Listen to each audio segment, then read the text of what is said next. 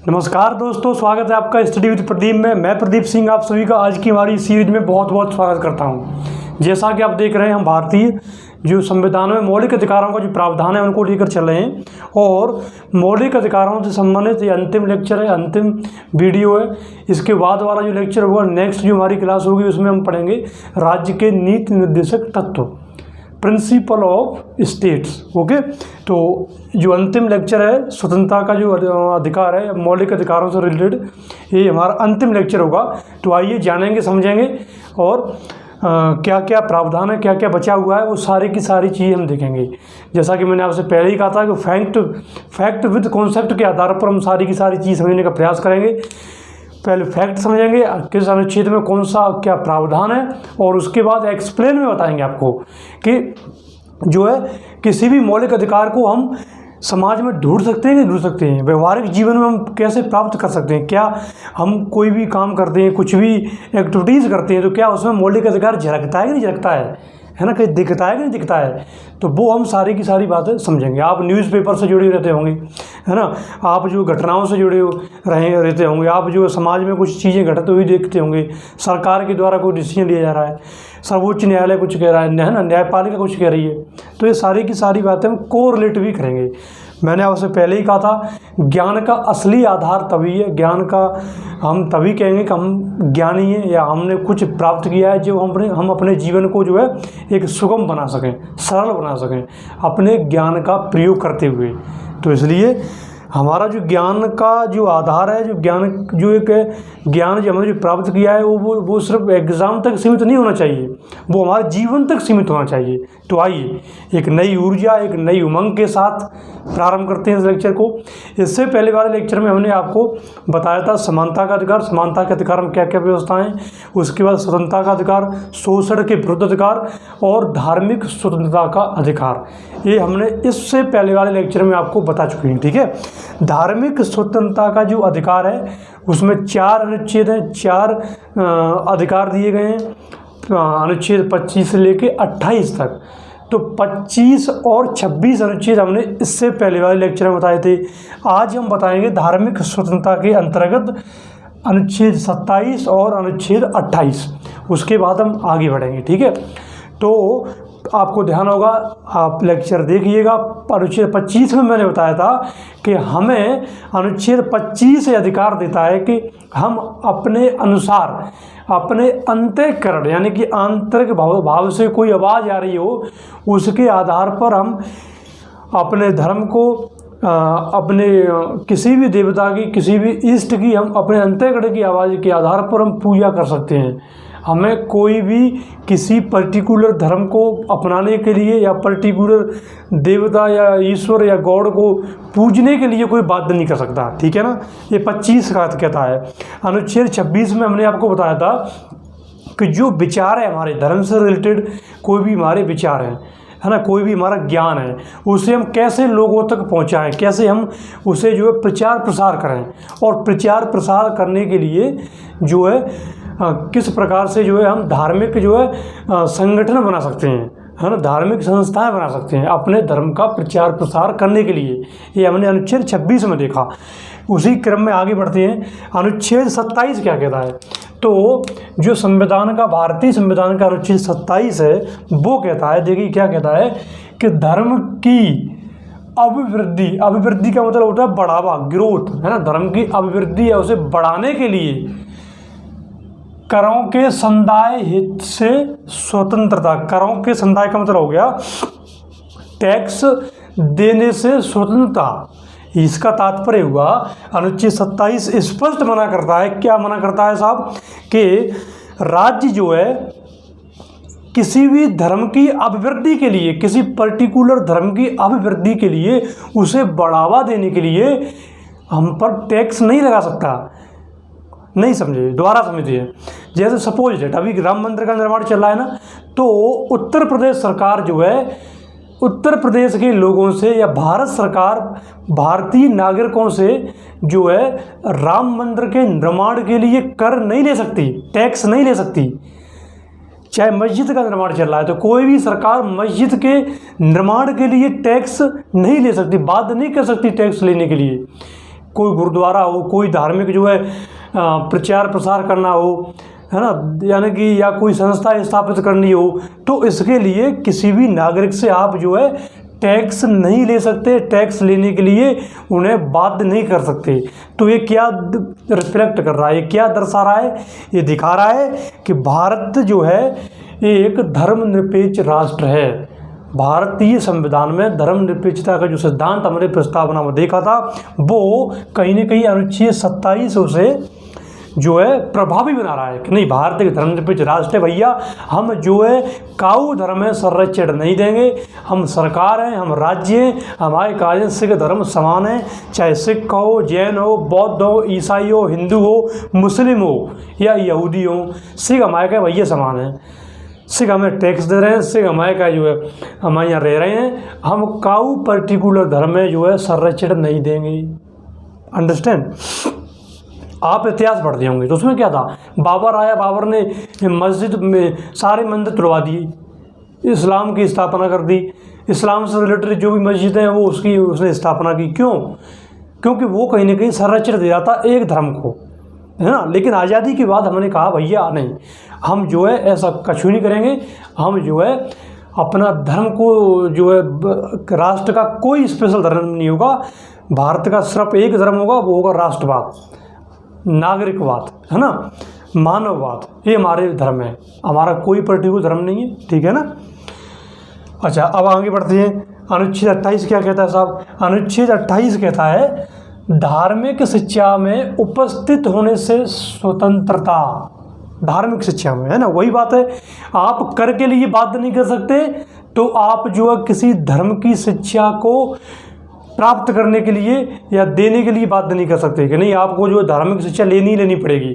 अगर कोई चाह रहा है कि नहीं साहब मुझे जो है कुरान नहीं पढ़नी है, मुझे जो है गीता नहीं पढ़नी है, मुझे रामायण नहीं पढ़नी है, या मुझे कोई और ग्रंथ नहीं पढ़ना है, तो नहीं पढ़ना है। आप ऐसा नहीं है कि नहीं उसे ज़बरदस्ती से बिठा करके और नहीं पढ़ ये पढ़ना ही पड़ेगा तुझे, पढ़ कैसे ही पढ़ेगा तू, ऐसे नहीं कर सकते आप, है ना। ये धार्मिक स्वतंत्रता है भैया। सभी को फल फूलने की स्वतंत्रता दी गई है हमारे यहाँ। कोई भी सभी धार्मिक जो शिक्षाएँ वो हमारे लिए समान है। आपकी जो मर्जी हो पढ़िए, हम जो है किसी को बाध्य नहीं करेंगे कि नहीं आपको पढ़ना ही पड़ेगा। ये कहीं ना कहीं राज्य पर प्रतिबंध लगाता है, ये राज्य पर प्रतिबंध है, राज्य की शक्तियों को सीमित कर रहा है कहीं ना कहीं, ठीक है ना। धार्मिक शिक्षा में उपस्थित होने से स्वतंत्रता, आप बिल्कुल स्वतंत्र हैं, आपको जो मन करना है वो पढ़िए और जो मन नहीं करना है वो मत पढ़िए, टेंशन मत लीजिए, है ना। ये भारत है, पाकिस्तान नहीं है ना। पाकिस्तान ने भारत की तर्ज पर धर्मनिरपेक्ष राष्ट्र की स्थापना तो की, लेकिन निभाया नहीं। और भारत निभा रहे हैं, हम निभा रहे हैं अभी भी। वहाँ देखिए हिंदुओं के साथ कैसा दुर्व्यवहार होता है, मंदिर तोड़वा रहे हैं, है ना, कितनी सारी दिक्कतें हो रही हैं वहाँ अल्पसंख्यक जो लोग हैं उनके साथ। लेकिन भारत है, हम हमारी जो संस्कृति है वो अपनाने का काम करती है ना। तो आइए आगे बढ़ते हैं। अनुच्छेद 29 क्या कहता है ना, ये तो हो गया 27-28 धार्मिक स्वतंत्रता, ठीक है। 29 और 30 जो है वो अल्पसंख्यकों से संबंधित है, अल्पसंख्यकों के अधिकारों से संरक्षण से रिलेटेड है 29 और 30। तो कभी प्रश्न आए कि भारतीय संविधान में जो मौलिक अधिकार दिए गए हैं वो अल्पसंख्यकों से संबंधित कौन कौन से मौलिक अधिकार हैं, तो भारतीय संविधान में सिर्फ 2 ऐसे अधिकार हैं, 2 ऐसे अनुच्छेद हैं जो अल्पसंख्यकों से रिलेटेड हैं। कौन कौन से? अनुच्छेद 29 और 30। प्रश्न आ जाता है, आप ध्यान रखिएगा, ठीक है ना। आइए अब हम देखते हैं अनुच्छेद 29 क्या है। अल्पसंख्यकों के हितों का संरक्षण। अल्पसंख्यक कौन है भैया? अल्पसंख्यक वो है भैया जो भाषा, क्षेत्र, संस्कृति, है ना, जाति या जो है इसके आधार पर जो है उसकी संख्या कम हो, उसे हम अल्पसंख्यक बोलेंगे। जैसे कोई पर्टिकुलर भाषा जो है, जो आपको पता है कि भारत एक विविधताओं का देश है, तो इसमें कुछ भाषाएं ऐसी हैं, कुछ धर्म संस्कृति ऐसी हैं जो ज़्यादा उनकी संख्या है और कुछ की कम है ना, अल्पसंख्यक हैं वो लोग, संख्या में कम है वो लोग। तो ऐसे लोगों को संरक्षण दिया जाएगा, है ना। देखो भारत की मान्यता देखो, आप भारतीय संविधान की मान्यता देखो कि हमने जो है ना कोई नहीं छोड़ा, सबको सम्मिलित लेके चल रहे हैं, सबको एक साथ लेकर चल रहे हैं।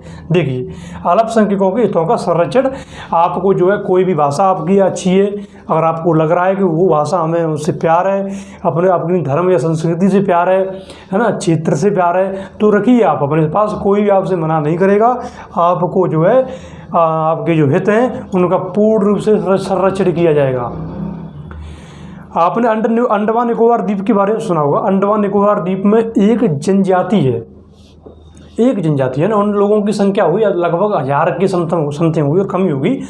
तो उन लोगों को स्पेशल जो है सिक्योरिटी दी गई है। सिक्योरिटी मतलब संरक्षित किया गया है उन जातियों को।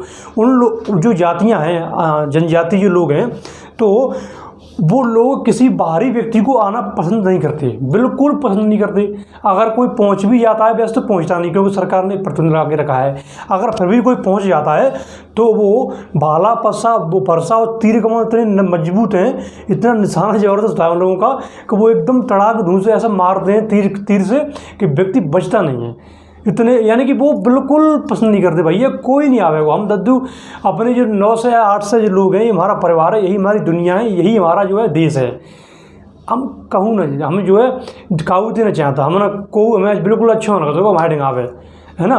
तो भारत सरकार ने बाकायदा उन्हें संरक्षण दिया गया है, कोई नहीं जा सकता वहाँ। वो लोग फल फूल रहे हैं और अपने हिसाब से चल रहे हैं, वो लोग शिकार कर रहे हैं, वो लोग, है ना। जो है वहाँ कोई मोबाइल फ़ोन नहीं है, बिजली नहीं है वहाँ, वो अपना जो मसाले चला रहे हैं, वो जो है अपना औषधियों से उपचार कर रहे हैं, है ना। जो शिक्षा व्यवस्था, मतलब आप कल्पना कीजिए, जो पहले आदिम लोग रहते थे उसी प्रकार से ऐसे रह रहे हैं, जी रहे हैं, वो लोग जी रहे हैं, है ना। तो संरक्षण किया गया है, देखो, ठीक है। अनुच्छेद 30 कहता है, अनुच्छेद 30 कहता है कि शिक्षण संस्थानों की स्थापना और प्रशासन करने का अल्पसंख्यक वर्गों का अधिकार। देखो, अगर कोई अल्पसंख्यक वर्ग चाहता है कि जो है हम अपने कुछ शिक्षण संस्थानों की स्थापना करना चाहते हैं, हम जो है अपना प्रशासन जो है शिक्षण संस्थानों का अपने हिसाब से चलाना चाहते हैं, तो भारत सरकार या भारतीय संविधान कहता है कि ठीक है, चलाइए, कोई दिक्कत नहीं, आपको बिल्कुल नहीं रोका जाएगा, आप कर सकते हैं, है ना। तो देखो, अनुच्छेद 30 किससे संबंधित है? अल्पसंख्यकों के हितों के संरक्षण को लेके। अनुच्छेद 29 और 30 क्या कहता है? शिक्षण संस्थानों की स्थापना करने का अल्पसंख्यकों का अधिकार। तो ये हो गया 29 और 30। और इसके बाद आता है 31, जो कानूनी अधिकार था, है ना, जो संपत्ति का मौलिक अधिकार था। उसको मैंने आपको बताया था कि संपत्ति का जो मौलिक अधिकार था वो 44वें संविधान संशोधन अधिनियम 1978 द्वारा संशोधित किया गया संविधान में, और उस संपत्ति के मौलिक अधिकार को हटा करके एक कानूनी अधिकार दिया गया। पहले अनुच्छेद 31 में था वो, और अभी वो संविधान, भारतीय संविधान का अनुच्छेद जो 300A है, 300A में वो सम्मिलित किया गया है, ठीक है। तो आप नोट डाउन कर लीजिएगा कि अनुच्छेद जो 31 था, संपत्ति का जो अधिकार था, वो अभी भारतीय संविधान के अनुच्छेद 300A में सम्मिलित किया गया है, और अब वो एक मौलिक अधिकार न होकर के ये एक कानूनी अधिकार है। क्या? संपत्ति का अधिकार, ठीक है। अब आते हैं नेक्स्ट, अनुच्छेद 32, संवैधानिक उपचारों का अधिकार। अनुच्छेद 32 बहुत महत्वपूर्ण है। आप ये मान के चलिए कि जितने सारे अधिकार दिए गए हैं, अगर इस अधिकार को ख़त्म कर दिया जाए तो जितने सारा जो काम किया गया है वो सब पर पानी फिर जाओ, बिल्कुल मिट्टी में जाओ, जितनी करी कमाई का थी उससे ख़त्म हो जाएगी अगर अनुच्छेद 32 को अप्रभावी बना दिया जाए। देखो भैया, मैंने अभी आपको समानता पढ़ाया, स्वतंत्रता पढ़ाया, शोषण पढ़ाया, धार्मिक पढ़ाया, ठीक है ना। ये सारे के सारे अधिकार हमें दिए गए हैं, यानी कि इसका तात्पर्य हुआ कि राज्य जो है इन अधिकारों को हनन नहीं कर सकता, कोई व्यक्ति इन अधिकारों का हनन नहीं कर सकता, ठीक है। ये संविधान कह रहा है। जैसे मैंने आपसे कही कि भैया जो है आपको आपकी जो वस्तु है ना जी आपको मार का है ना जी, को छीने को नहीं, ठीक है भैया, मैंने आपसे कह दी। लेकिन आप विश्वास कैसे करेंगे? आप बताइए मुझे। अगर कोई छीन लेगा मुझे तो भैया मैं जाऊँगा कहाँ जाऊँगा? किसके पास शिकायत करके जाऊँगा कि मुझे बता भाई, मैं यानी जी मार कर जो है मुझसे कोई छीन लेगा, वो बता कैसे मैं प्राप्त करूँ? दूसरा बंदा जो है ताकतवर ज़्यादा है ना, लठे तो ज़्यादा है, वो पट्ठा मतलब काफ़ी जो है पहलवान टाइप का बंदा है, तो उससे मैं लड़ूंगा कैसे? मैं कमज़ोर हूँ भाई, तो कैसे लड़ूंगा? वो छीन लेगा मुझसे, हैं? तो ऐसे ही मान के चलो कि अगर मौलिक अधिकारों का हनन होता है, कभी भी मौलिक अधिकारों का हनन होता है, चाहे राज्य सरकार के द्वारा, चाहे केंद्र सरकार के द्वारा, या किसी संस्था के द्वारा, तो मैं कहाँ जाऊँगा? अगर मुझे कोई मौलिक अधिकार में छीन लेगा तो मैं कहाँ जाऊँगा? तो भैया संविधान ने कही है टेंशन मत ले। मैंने तो पहले ही कह रही है कि मैं मौलिक अधिकार दे रहा हूँ तो बिना किसी भेदभाव के मैं इसकी गारंटी भी देता हूँ तुझे, है ना। जैसे आपको ध्यान, आप कोई वस्तु खरीदने जाते हैं बाजार में, है ना, कोई मोबाइल या कोई भी गैजेट जो होता है इलेक्ट्रॉनिक, तो आप पूछते हैं यार गारंटी है कि नहीं है? गारंटी वाली चीज़ चाहिए हमें। क्यों चाहिए? क्योंकि उस पर भरोसा है आपको, है ना। लंबे समय तक कहीं ना कहीं वो आपके पास रह सकती है। आप जो है एक बिल्कुल निश्चिंत है गए, आराम से, कोई दिक्कत नहीं है। अगर कोई बात बनेगी तुरंत पहुँच जाऊँगा कि मुँह में जाकर पटक देंगे, मुँह में देंगे जाकर ले पकड़, तेने इतने रुपया लाए मुँह पे दे, कुछ जल्दी खराब है यार, दूसरी से बदल लगेंगे वही, है ना। जैसे मोबाइल आप LED बल्ब लेके आते होंगे, तो आप जो है 2 साल की गारंटी देता है, तो आप जो है ना उसे मिलकर जलाते रहते हैं, है ना। कोई दिक्कत नहीं, साला फूक जाएगा तो क्या है, वो तुरंत में फेंक देंगे, दोबारा बजाएंगे, कहते ना कहते कि। तो इसी प्रकार जो संवैधानिक उपचारों का जो अधिकार है वो बेसिकली यही है, आपको गारंटी दी गई है। ऊपर जो अधिकार दिए गए उनकी गारंटी दी गई है, और गारंटी का जो आधार है वो क्या है? संवैधानिक उपचारों का अधिकार, अनुच्छेद 32। न्यायालय के पास ये अधिकार है, न्यायपालिका के पास ये अधिकार दिए गए हैं कि अगर कोई ऐसा कानून जो मौलिक अधिकारों को हनन करता है, ऐसी कोई नीति सरकार की या ऐसा कोई निर्देश जो मौलिक अधिकारों का हनन करता है, मौलिक अधिकारों को अप्रभावी बनाता है, तो आप अनुच्छेद 32 के तहत उच्चतम न्यायालय जा सकते हैं या उच्च न्यायालय जा सकते हैं। और उच्चतम न्यायालय और उच्च न्यायालय ऐसे नीतियों को, ऐसे निर्णयों को, ऐसे कानूनों को अप्रभावी घोषित कर सकता है। इतनी शक्ति है उसके पास, वो सबसे पावरफुल है, सरकार से भी ज़्यादा पावरफुल है। कब? जब आपके मौलिक अधिकारों का हनन होता है ना। तो संवैधानिक उपचारों का जो अधिकार है, आप ध्यान रखिए, अनुच्छेद 32 बहुत महत्वपूर्ण है। इस संवैधानिक जो उपचारों का अधिकार अनुच्छेद 32 है, इसे भीमराव अम्बेडकर ने भारतीय संविधान की आत्मा कहा है। क्यों कहा है? क्योंकि आत्मा के बिना शरीर जो मृत हो जाता है, उसी प्रकार अनुच्छेद 32 के बिना भारतीय संविधान कहीं ना कहीं मृत है। कहीं ना कहीं जो मौलिक अधिकार दिए गए हैं उनका कोई प्रभाव नहीं है जब तक अनुच्छेद 32 नहीं है। ठीक है, तो ये हो गया संवैधान उपचारों का अधिकार अनुच्छेद 32। अनुच्छेद 32 में कुछ रेटें दी गई हैं, उन रेटों को अभी हम देख रहे हैं। और आप एक बात ध्यान रखिएगा कि यहाँ दो चीज़ आपने सुनी होंगी। एक तो सुना होगा उच्चतम न्यायालय, ठीक है, उच्चतम न्यायालय, और एक होता है उच्च न्यायालय। इंग्लिश में बोलते हैं सुप्रीम कोर्ट और हाई कोर्ट। ठीक है, तो प्रश्न कभी आ सकता है कि मौलिक अधिकारों के हनन को लेकर अनुच्छेद 32 के तहत आप किस न्यायालय के पास जा सकते हैं? तो आप ध्यान रखिएगा, अनुच्छेद 32 के तहत आप उच्चतम न्यायालय जा सकते हैं, सुप्रीम कोर्ट जा सकते हैं। अगर प्रश्न कभी आए कि मौलिक अधिकारों का हनन हो रहा हो तो आप जो है उच्च न्यायालय यानी कि हाई कोर्ट में आप किस अनुच्छेद के तहत जाएंगे? तो अनुच्छेद 226। देखो, 2 अनुच्छेद ध्यान रखिएगा। होता क्या है कि देखो रिट जारी करता है, रिट, है ना, रिट। अच्छा, चलो अभी नेक्स्ट स्लाइड में हम देखते हैं। ठीक है, रिट है और जो अभी क्या क्या, तभी हम आपको और सब क्लियर कर देंगे। ठीक है,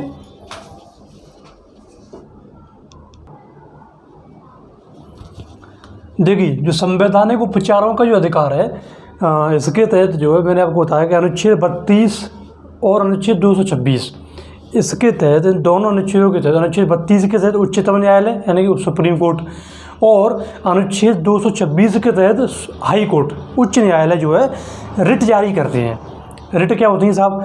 रिट बेसिकली कुछ नहीं है, रिट एक तरीके से कुछ अधिकार हैं, है ना, कुछ ऐसे अधिकार हैं, ऐसी शक्तियाँ हैं न्यायालय के पास, न्यायपालिका को ये शक्तियाँ दी गई हैं कि वो जो है नागरिकों के मौलिक अधिकारों की रक्षा करने के लिए कुछ शक्तियों का प्रयोग कर सकती हैं वो, है ना। कुछ अधिकारों को जो है कुछ जो अधिकार दिए हैं उनके पास, उनका प्रयोग कर सकते हैं वो लोग।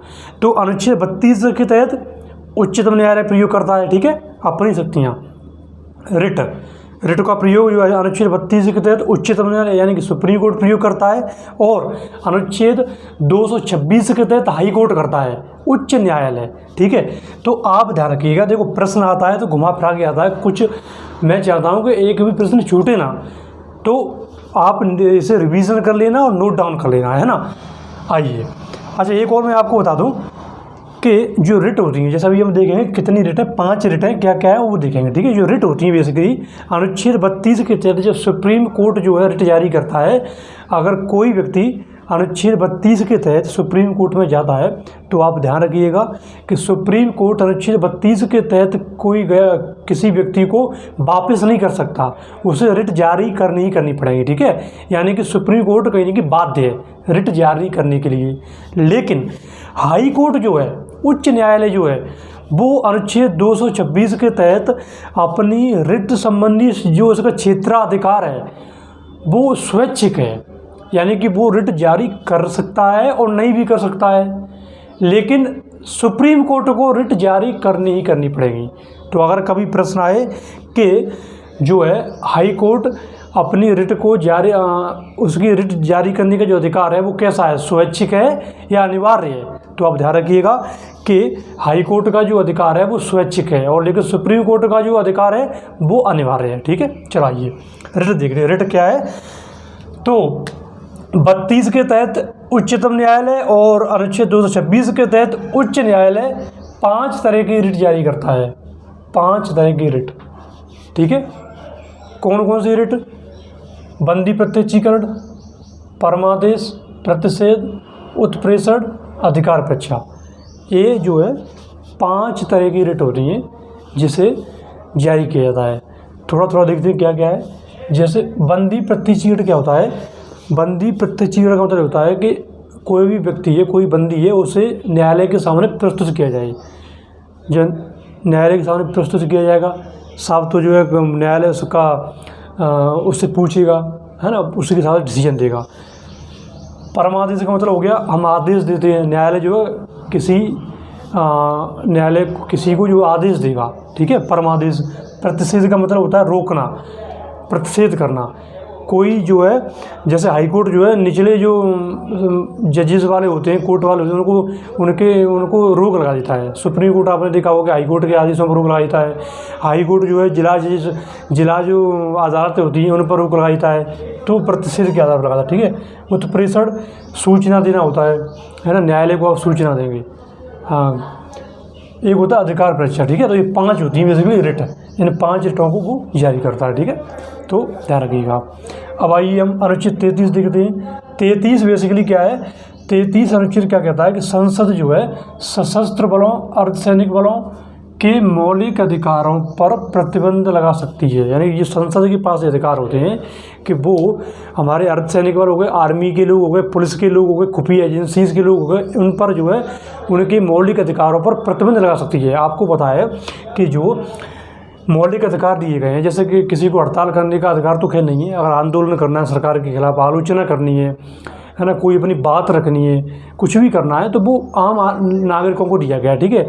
लेकिन कोई पुलिस वाला अपनी बात नहीं रख सकता, कोई आर्मी का व्यक्ति ऐसा नहीं कर सकता कि साहब वो सरकार की खुलेआम आलोचना कर दे, है ना, धरना देने बैठ जाएँ पुलिस वाले, या कोई जो है रेलवे के जो कर्मचारी हैं वो ऐसा करने लगें, या जो है साहब जो है रो और IB जो हमारी कितनी खुफिया एजेंसीज होती हैं, कितनी जो महत्वपूर्ण एजेंसी होती हैं, उनके लोगों को तो कोई पहचानता नहीं है और वो मीडिया में आकर कुछ अपनी बात कहने लगें, ऐसा नहीं हो सकता ना, दिक्कत हो जाएगी। तो इसलिए उन पर भी प्रतिबंध लगाया गया है कि ऐसे जो महत्वपूर्ण जो खुफिया एजेंसीज हो गए, हमारे जो बल हो गए, अर्धसैनिक बल हो गए, पुलिस फोर्स हो गया हमारा, इन पर जो है संसद बाकायदा एक कानून बना सकती है और इनके मौलिक अधिकारों पर युक्त जो है प्रतिबंध लगा सकती है, ठीक है। तो ये जो अधिकार है वो संसद के पास होगा और संसद जो है बाकायदा प्रतिबंध लगाएगी, है ना। पता चला कि कोई पुलिस वाला साहब कह दे कि जो है ना ये फलाना जो है राजनेता जो मंत्री ने वो मुझसे ऐसे कहा है ऐसे करने के लिए, वो आलोचना करने लगे मंत्री की, है ना, या जो है भ्रष्टाचार, या मतलब एनीवे बिल्कुल नहीं कर सकता भाई। इसलिए आप देखते होंगे कि जो पुलिस वाले होते हैं और जो आम नागरिकों के बीच कभी नोक-झोंक होती है तो हमेशा आम नागरिक जीतते हैं, क्योंकि उनके पास अधिकार ज़्यादा हैं, है ना।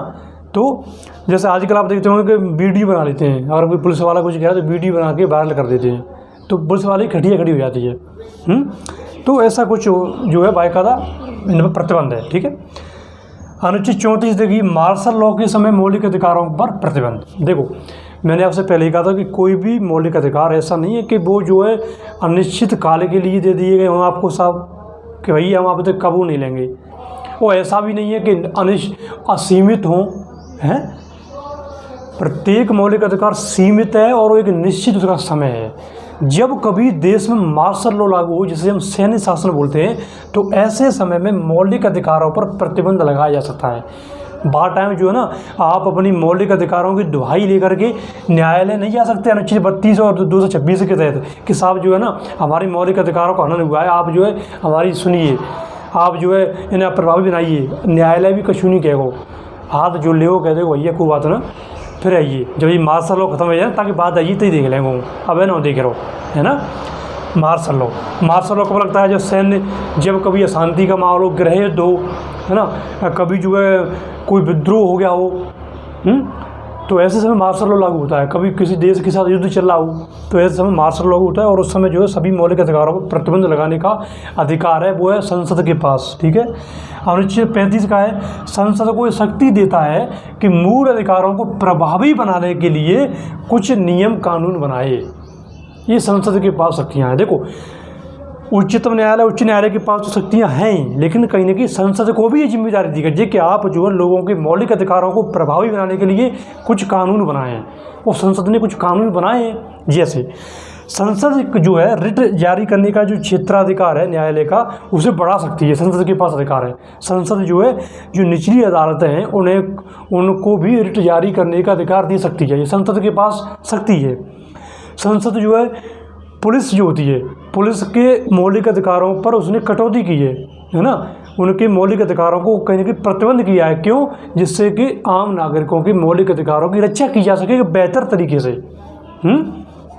इसलिए देखिए, संसद कई सारी शक्तियाँ, कई सारे जो प्रभावी ऐसे कानून बनाती है जिससे कि जो है मौलिक अधिकारों को प्रभावी बनाया जा सके, है ना। तो ये होता है अनुच्छेद 35। तो आज का हमारा लेक्चर जो मौलिक अधिकारों से रिलेटेड जो लेक्चर था, जो हमारी यात्रा थी पिछले 3 वीडियो से, 3 लेक्चरों से, वो आज हमारी समाप्त होती है यहाँ पर। अब हम एक नई यात्रा करेंगे। वो यात्रा होगी हमारी प्रिंसिपल ऑफ स्टेट, नीति निर्देशक तत्व। तो इसके बाद हमारा जो लेक्चर होगा वो होगा नीति निर्देशक तत्वों पर, ठीक है ना। मौलिक अधिकार हमने देखे, भारतीय संविधान के भाग 3 में मौलिक अधिकारों का प्रावधान किया गया है, और अनुच्छेद 12 से 35 तक जो है मौलिक अधिकारों की व्यवस्था की गई। ये हमने सारे के सारे देखे। तो आज हम अपने इस वीडियो लेक्चर को यहीं समाप्त करते हैं। आप इन तीनों लेक्चरों को ध्यान से समझिए।